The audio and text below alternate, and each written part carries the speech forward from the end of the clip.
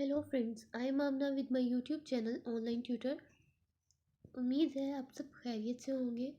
आज हम डिस्कस करने वाले हैं MGTM 625 चेंज मैनेजमेंट की असाइनमेंट नंबर 1 को। तो एक तो मैं आपसे ये कहना चाहूँगी कि आपने इसको एज इट इज़ कॉपी नहीं करना, आप अपने आइडियाज़ लिखें। आपको मतलब आपको कॉन्सेप्ट देना होता है कि आपको जब क्वेश्चन समझ आ जाता है तो आप सेल्फ राइटिंग आसानी से कर सकते हो। तो देखते हैं इस क्वेश्चन में क्या है।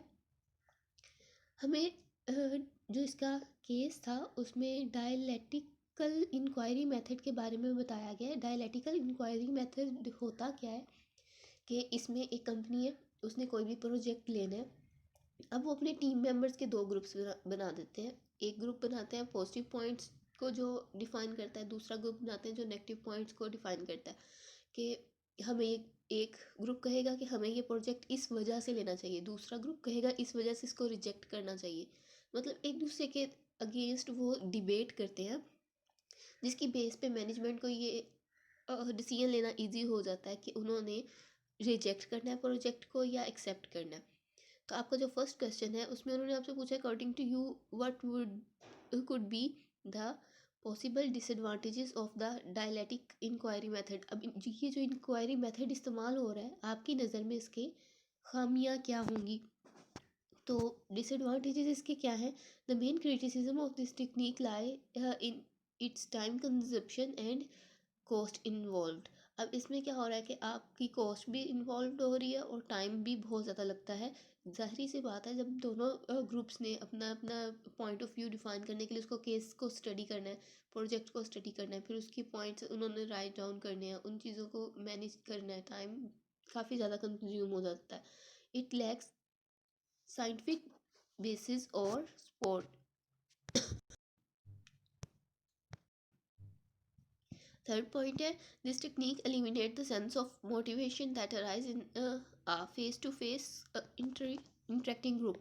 अब क्या होता है कि इसमें क्या हो रहा है कि मोटिवेशन वो नहीं मिल रही जो फेस टू फेस इंटरेक्शन के ज़रिए से ग्रुप में आती है।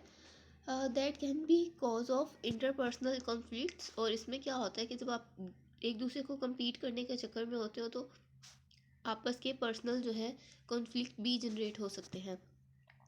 अब देखते हैं आपका सेकंड क्वेश्चन क्या था। आपका सेकंड क्वेश्चन था is it the most appropriate method for strategy formulation, support your answer with logical reasons. तो हम देख लेते हैं अपनी लॉजिकल रीजंस को। yes it is appropriate method for strategy formulation and reason for supporting this decision are कि सबसे पहले इसमें जो हिडन कॉन्फ्लिक्ट्स होते हैं, किसी भी प्रोजेक्ट के अंदर जो छुपी हुई चीज़ें होती हैं जिनके बारे में हमें पहले नज़र नहीं आ रहा होता।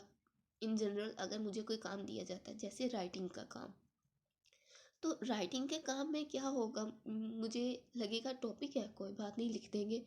अब जब हम उस पर काम करने के तरफ जाते हैं तो हमें क्या क्या चीज़ें फेस करना पड़ती हैं। अगर वो कोई रिसर्च वर्क है तो मुझे जाके घूम फिर के सारा कुछ नोट डाउन करना होगा, लोगों से व्यूज़ लेने होंगे, इन सारी चीज़ों को देखना पड़ेगा।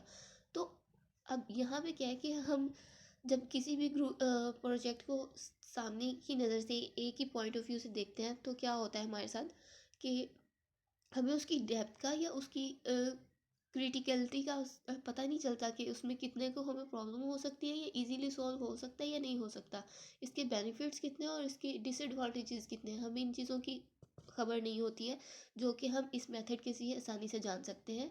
In general greater number of alternatives.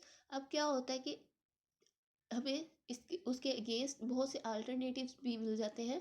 उसके अलावा थर्ड इसका जो हमारे पास फ़ायदा हो रहा है वो क्या है कि हमें अंडरस्टैंड करना इजी हो जाता है कि हमने अपना प्रोजेक्ट ये वाला लेना है या नहीं लेना।